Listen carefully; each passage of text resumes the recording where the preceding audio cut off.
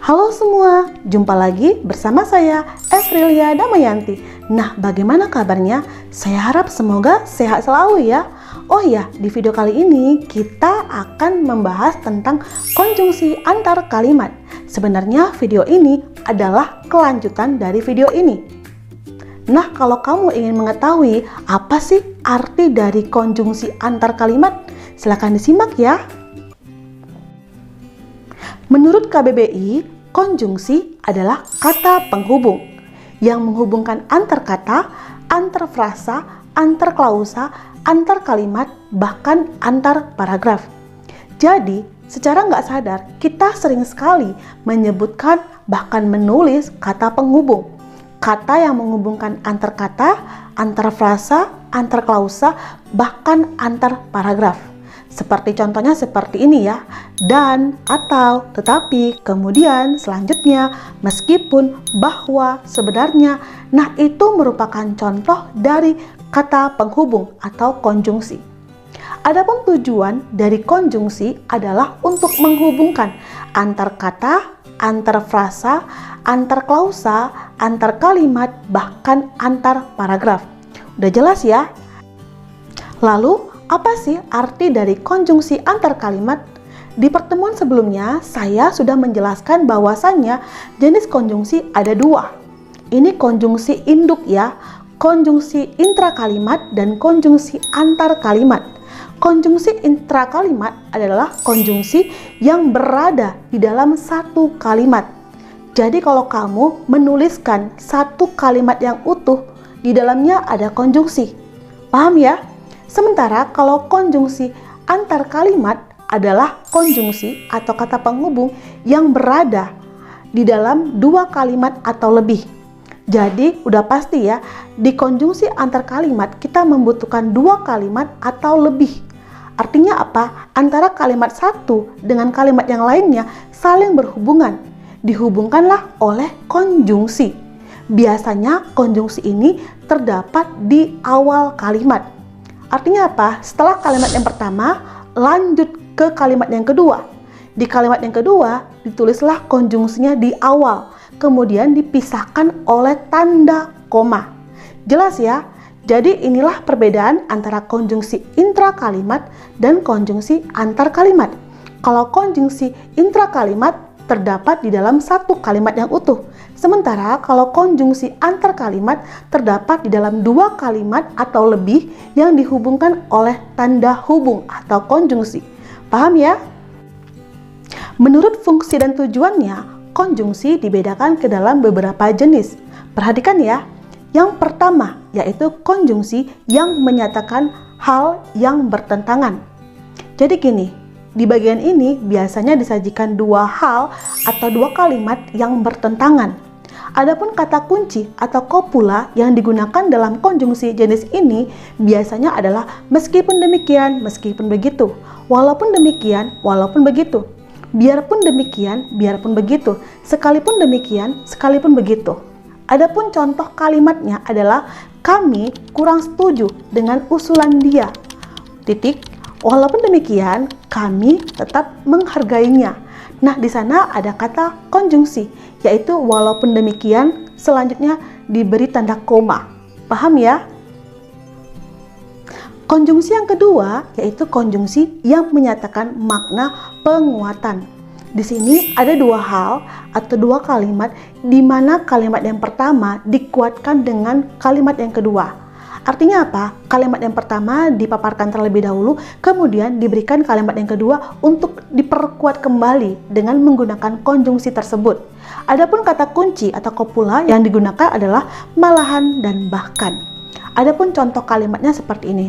Rumah-rumah di Kalimantan banyak didirikan di tepi sungai. Titik. Bahkan, koma, ada kampung yang berada di tengah laut yang dangkal. Nah, di sana diperkuat dengan kata bahkan. Bahkan itu apa? Untuk menambahkan atau memperkuat kalimat yang pertama yang tadi sudah dijelaskan.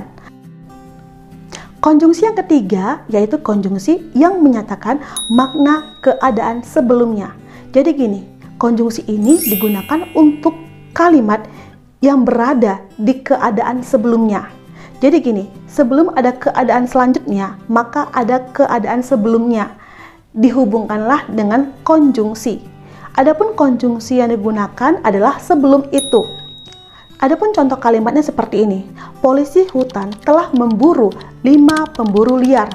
Titik. Sebelum itu, polisi hutan telah memburu 2 pemburu liar. Jadi ada keadaan sebelum peristiwa itu terjadi. Dihubungkanlah dengan konjungsi. Konjungsi yang keempat yaitu konjungsi yang menyatakan makna setelah peristiwa itu terjadi. Jadi gini, konjungsi ini digunakan untuk menyatakan keadaan setelah peristiwa itu terjadi. Jadi ada peristiwa, setelah peristiwa itu ada keadaan selanjutnya. Nah, dihubungkanlah dengan konjungsi berikut ini. Adapun konjungsi yang kita gunakan adalah sesudah itu, setelah itu, kemudian, selanjutnya, berikutnya. Nah, ini merupakan contoh konjungsi yang menyatakan keadaan berikutnya atau selanjutnya. Adapun contoh kalimatnya adalah kami akan melanjutkan perjalanan ini dengan berjalan kaki. Titik. Setelah itu, kami akan beristirahat di rumah penduduk. Nah, di sini jelas-jelas antara kalimat satu dengan kalimat kedua dihubungkan dengan konjungsi setelah itu. Setelah itu merupakan contoh konjungsi yang menyatakan keadaan selanjutnya atau peristiwa selanjutnya. Paham ya? Kemudian yang kelima ya, yaitu konjungsi yang menyatakan makna yang sebenarnya. Nah, konjungsi ini digunakan untuk mengungkap fakta atau kebenaran dari aslinya. Jadi gini, ada keadaan yang sesuai dengan aslinya yang akan diungkapkan dengan menggunakan konjungsi ini. Adapun konjungsi yang kita gunakan adalah bahwasanya, sesungguhnya, sebenarnya. Nah, itulah konjungsinya. Adapun contoh kalimatnya seperti ini. Tahun ini kita dilanda banjir besar. Titik. Sebenarnya, ramalan bencana ini sudah diramalkan di tahun kemarin. Nah, ini merupakan ungkapan yang sebenarnya mengenai kalimat pertama. Itulah maksud dari konjungsi yang menyatakan makna sebenarnya. Yang keenam yaitu konjungsi yang menyatakan makna kebalikan. Konjungsi ini digunakan untuk menyatakan keadaan yang kebalikan dengan keadaan sebelumnya. Adapun contoh kata kuncinya yaitu sebaliknya. Ya, paham ya? Adapun contoh kalimatnya seperti ini. Kita jangan terus-terus menebang pohon ini. Titik. Sebaliknya, kita harus menanam pohon yang baru. Nah, kalimat pertama dengan kalimat kedua itu berkebalikan. Digunakanlah konjungsi, yaitu sebaliknya. Selanjutnya, yaitu konjungsi yang menyatakan makna konsekuensi. Konjungsi ini biasanya digunakan untuk menyatakan suatu perbuatan yang telah dilakukan atau sebab akibat. Jadi gini, ketika seseorang melakukan perbuatan, maka ada konsekuensinya. Konsekuensinya itu ditandai dengan kata dengan demikian. Adapun contoh kalimatnya adalah kamu telah menyetujui semua persyaratan itu. Dengan demikian, kamu harus menanggung segala risikonya. Itu maksudnya. Di sana ada kata dengan demikian. Dengan demikian itu adalah konsekuensi dari perbuatan yang telah dia lakukan di kalimat yang pertama. Itu maksudnya ya. Selanjutnya, konjungsi yang menyatakan akibat. Konjungsi ini biasanya berisi tentang suatu akibat dari suatu perbuatan atau hasil dari suatu perbuatan. Adapun kata kuncinya yaitu oleh karena itu, oleh sebab itu.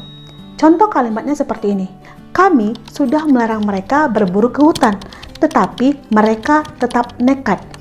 Oleh karena itu, biarlah mereka sendiri yang menanggung akibatnya.